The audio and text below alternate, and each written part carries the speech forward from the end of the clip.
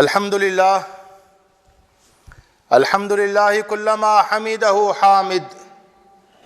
واشہد ان لا الہ الا اللہ کلما شہد لہ شاہد واشہد ان سیدنا ونبینا محمدا عبدہ ورسولہ اما بعد فقد قال اللہ تعالی فی کتابہ الکریم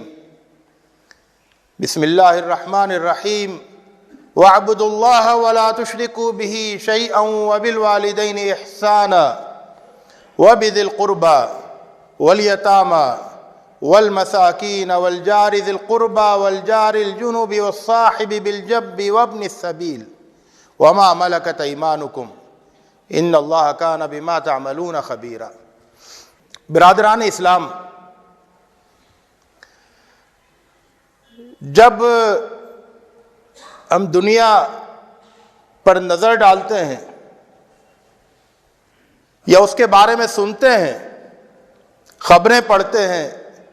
تجزیے پڑھتے اور سنتے ہیں، تو اچھے مضبوط دل والے لوگ پریشانی کا شکار ہو جاتے ہیں۔ ایک طرف بڑھتی ہوئی بے روزگاری، فقر و فاقہ، غربت، اسی کے ساتھ بڑھتی ہوئی اخلاقی گراوٹ، جہالت، دین سے دوری، اللہ سے بیزاری، اسی طرح سے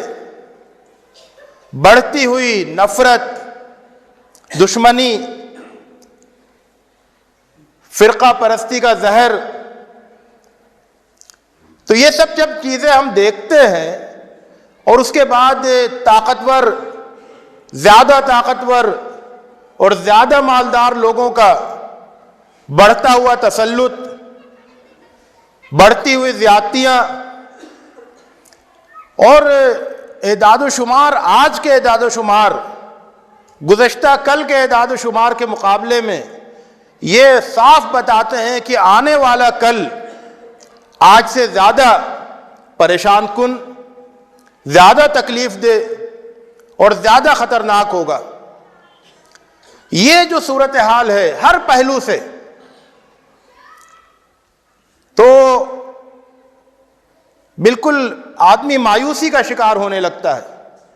جو زیادہ حساس ہوتا ہے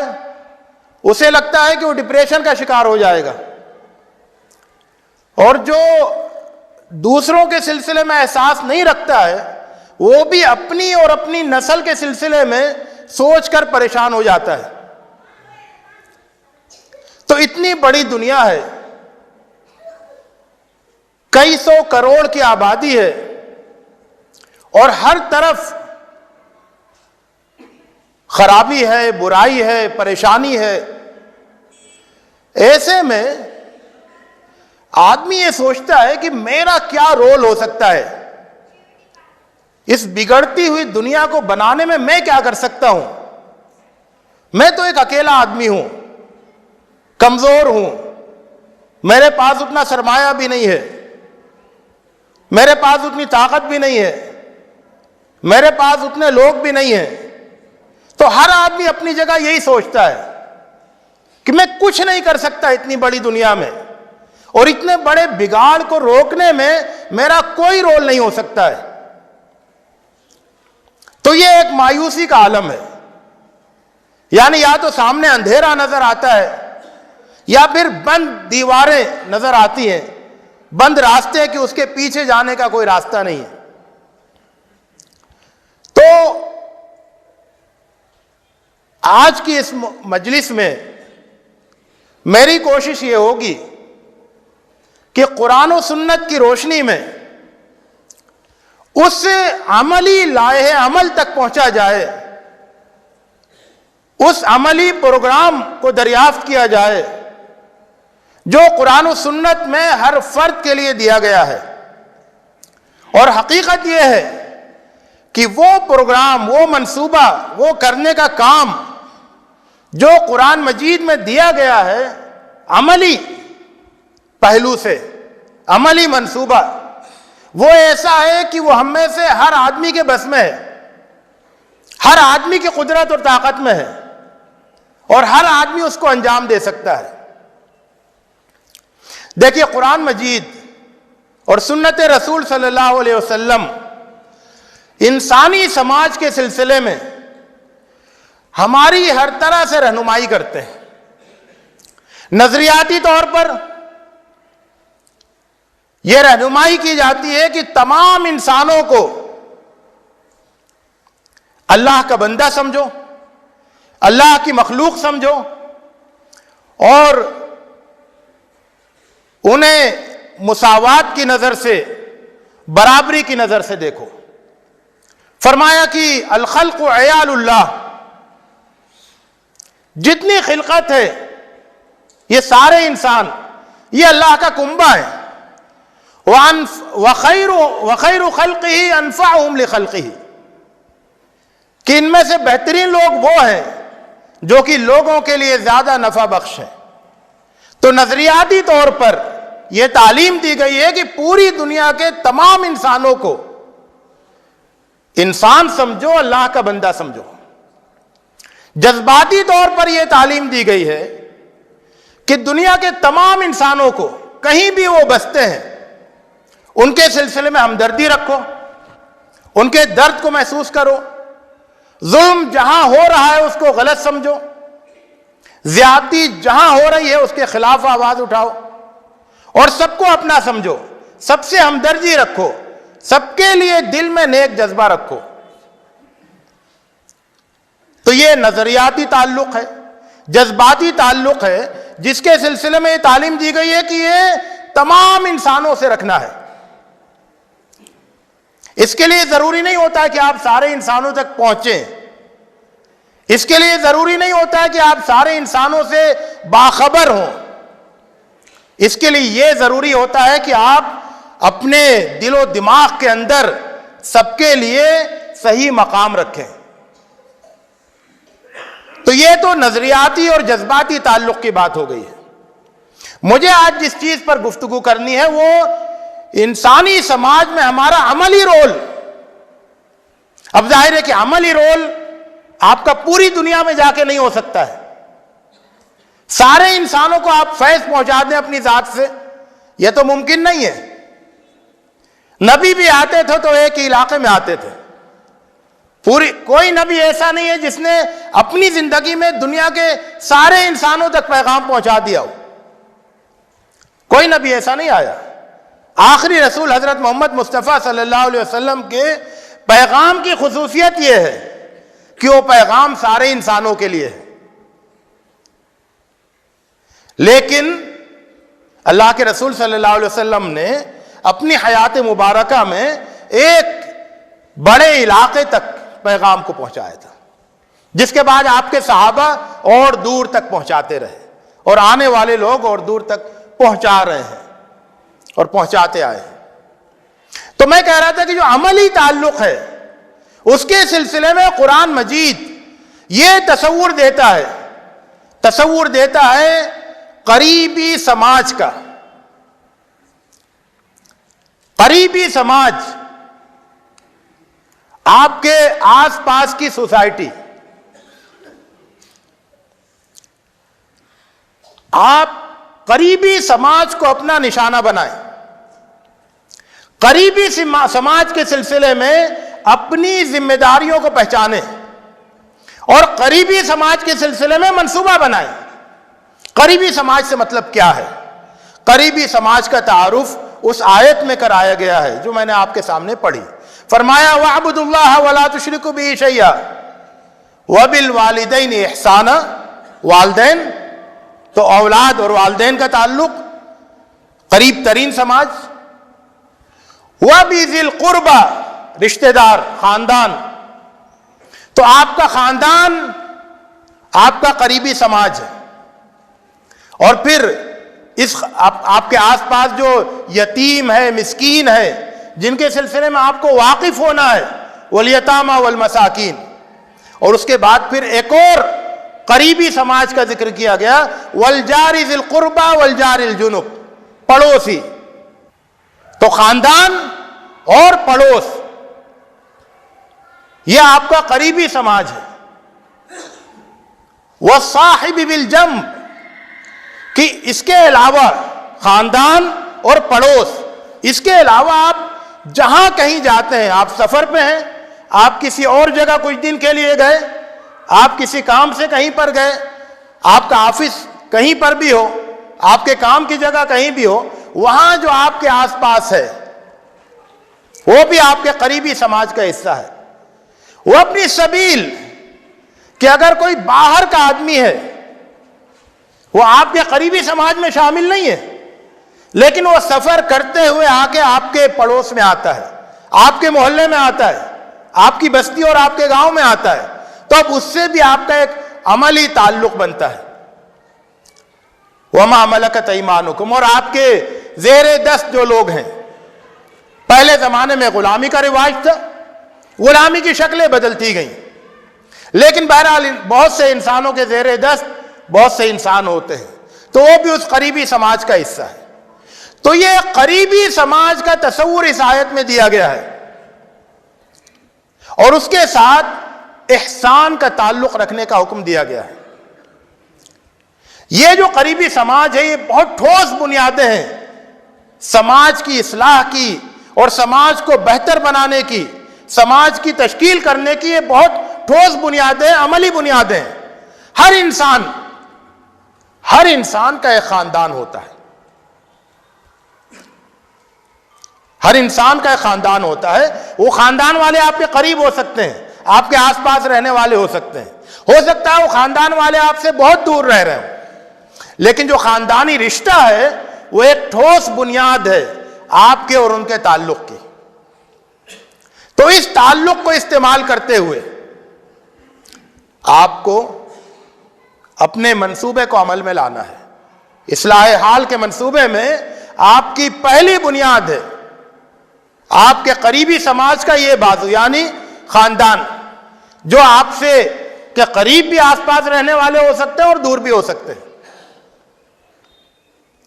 اور دوسرے لوگ کون ہیں؟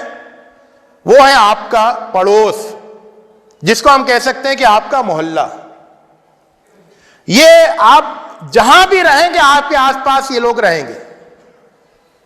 جس شہر میں جا کے آپ بسیں گے اس شہر میں آپ کے آس پاس ایک محلہ ہوگا، ایک بستی ہوگی، ایک پڑوس ہوگا. جس زمانے میں یہ آیت نازل ہوئی ہے تو ظاہر ہے کہ اس زمانے میں اگر آپ دیکھیں تو عام رواج جو تھا وہ قبیلوں کا تھا. تو قبیلہ ہی محلہ ہوتا تھا، قبیلے کے لوگ ہی، خاندان کے لوگ ہی پڑوسی ہوتے تھے. کہ صاحب قریش کے قبیلے کے لوگ یہاں رہتے ہیں، اس میں بنو ہاشم یہاں رہتے ہیں،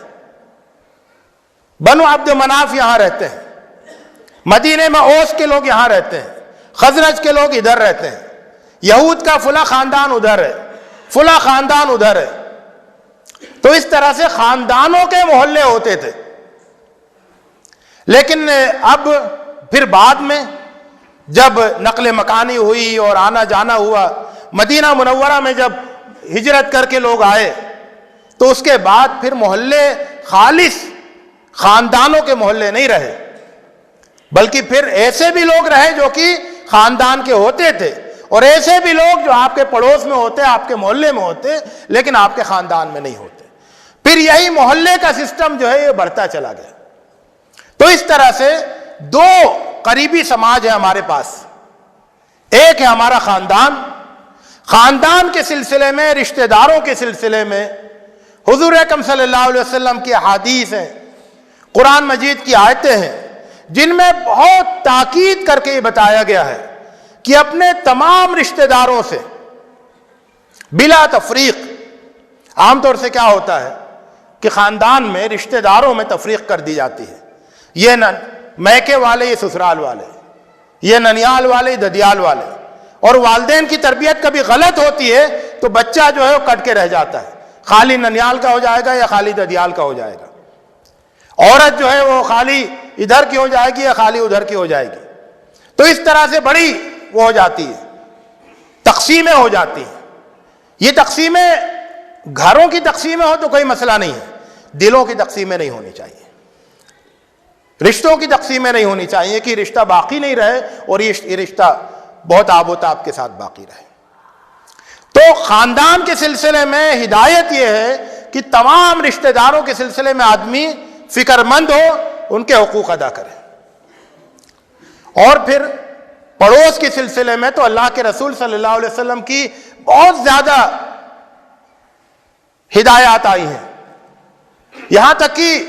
اللہ کے رسول صلی اللہ علیہ وسلم نے ایک مرتبہ فرمایا کہ ما زال جبریل یوصینی بالجار حتی ظننت انہ سیورثہ، کہ جبریل اتنا تاکید کرتے ہیں پڑوسی کے سلسلے میں لگتا ہے کہ وہ رشتہ داروں کی طرح سے، قریبی رشتہ داروں کی طرح سے، رشتہ داروں میں بھی ہر رشتہ دار وارث نہیں ہوتا ہے، قریبی رشتہ داروں کی طرح سے ان کو بھی وراثت میں شامل کر دیں گے۔ اللہ کے رسول صلی اللہ علیہ وسلم نے فرمایا کہ من کان یؤمن باللہ والیوم الآخر فلیکرم جارہ، کہ جو اللہ اور آخرت پر ایمان رکھتا ہے تو وہ اپنے پڑوسی کی تکریم کرے، پڑوسی کا اکرام کرے، اس کا خیال رکھے۔ تو پڑوس کے سلسلے میں اور خاندان کے سلسلے میں بہت زیادہ تاکید آئی ہے، اور اس سلسلے میں جو کرنے کے کام ہیں، جو اصل پہلو ہیں، وہ دو ہیں۔ ایک ہے یعنی اپنے اس قریبی سماج کے لوگوں کی، پڑوس کا مطلب محلہ، آپ کے پڑوسیوں ہی سے آپ کا محلہ بنتا ہے، تو اس قریبی سماج کی جو دنیاوی ضرورتیں ہیں، مادی ضرورتیں ہیں، اس کے سلسلے میں فکر مند ہوا جائے، جس کی بات اس آیت میں کہی گئی ہے، والجار ذی القربى والجار الجنبی۔ تاکید کے ساتھ کہا گیا کہ کچھ پڑوسی ایسے ہوں گے جو آپ کے رشتہ دار ہیں، کچھ پڑوسی ایسے ہوں گے جو رشتہ دار نہیں ہیں، سب کے ساتھ احسان کا معاملہ کرنا ہے۔ تو ایک تو پورے محلے کی دنیاوی مادی ضرورتوں کے سلسلے میں منصوبہ بنایا جائے، فکر مند ہوا جائے، کوشش کی جائے۔ اور دوسری چیز ہے کہ معاشرے کو، اس قریبی سماج کو اللہ سے قریب کرنے کے لیے، اللہ سے کہ پیغام کو ان تک پہنچانے کے لیے کوششیں کی جائے، جس کے بارے میں فرمایا گیا کہ وانذر عشیرتک الاقربین، اپنے قریبی لوگوں کو خبردار کرو۔ یہ صرف اللہ کے رسول صلی اللہ علیہ وسلم کو ہدایت نہیں ہے، اور ہم لوگ پڑھتے ہوئے ایسا لگتا ہے اس آیت کو کہ یہ صرف شروع کے 3 سال کے لیے تھی، نہیں، یہ تو ایک مستقل ہدایت ہے، اور ہر مسلمان کے لیے ہے کہ وہ اپنے عشیرتک الاقربین، اپنے قریبی لوگوں کو خبردار کرتا رہے۔ اور پھر اس کو اور زیادہ وضاحت کے ساتھ دوسری آیت میں کہا گیا کہ فلولا نفر من كل فرقة منهم طائفة ليتفقهوا في الدين ولينذروا قومهم اذا رجعوا اليهم لعلهم يحذرون، کہ ہر گروہ میں سے، انسانوں کے گروہ جہاں جہاں بستے ہیں، ہر گروہ میں سے ایک چھوٹا گروہ نکلے، جائے، جا کے دین کی سمجھ بوجھ حاصل کرے، واپس لوٹے، اور واپس لوٹ کر پھر اپنے اس بستی کو جہاں سے جس کا وہ نمائندہ ہے، وہاں جا کر پھر ان کو ڈرائے، ان کو خبردار کرے، ان کو اللہ سے قریب کرے، ان کے اندر دین کے سلسلے میں بیداری پیدا کرے، ان کی اصلاح کرے۔ تو اس آیت میں بڑا زبردست تصور دیا گیا ہے کہ ہر آبادی میں جو بھی اس کا جذبہ رکھتا ہو، جو بھی اس کا حوصلہ رکھتا ہو، استطاعت رکھتا ہو، اس کے اوپر اس کی ذمہ داری ہے کہ وہ پہلے خود دین کی اچھی سمجھ بوجھ حاصل کرے، دین کا علم حاصل کرے، اور اس کے بعد پھر اپنی پوری آبادی کو دین کے علم سے، دین کی روشنی سے منور کر دے۔ اللہ کے رسول صلی اللہ علیہ وسلم نے ایک مرتبہ خطبہ دیا، اور اس خطبے میں فرمایا ما بال اقوام لا يفقهون جيرانهم ولا يعلمونهم ولا يعظونهم ولا يأمرونهم ولا ينهونهم۔ ایسے لوگوں کو کیا ہو گیا، کچھ ایسے لوگ ہیں کہ وہ اپنے پڑوسیوں کو کے اندر دین کی سمجھ نہیں پیدا کرتے، اپنے پڑوسیوں میں دین کا علم نہیں پھیلاتے، اپنے پڑوسیوں کو وعظ و نصیحت نہیں کرتے، اپنے پڑوسیوں کو نیکی کا حکم نہیں دیتے، اپنے پڑوسیوں کو برائیوں سے روکتے نہیں ہیں۔ کیا ہو گیا ہے ایسے لوگوں کو کہ جن کے پاس علم ہے، جن کے پاس فقہ ہے، جن کے پاس دینی سمجھ بوجھ ہے، وہ پھر اس ذمہ داری کو کیوں نہیں ادا کرتے اپنے پڑوسیوں کے سلسلے میں؟ پھر اللہ کے رسول صلی اللہ علیہ وسلم نے فرمایا وَمَا بَالُ أَقْوَامٍ لَا يَتَفَقَّهُونَ مِنْ جِيرَانِهِمْ وَلَا يَتَعَلَّمُونَ مِنْهُمْ وَلَا يَتَّعِظُونَ مِنْهُمْ، کہ ایسے لوگ بھی ہیں، کیا ہو گیا ہے ان کو کہ وہ خود بڑھ کر علم حاصل نہیں کرتے اپنے پڑوسیوں سے،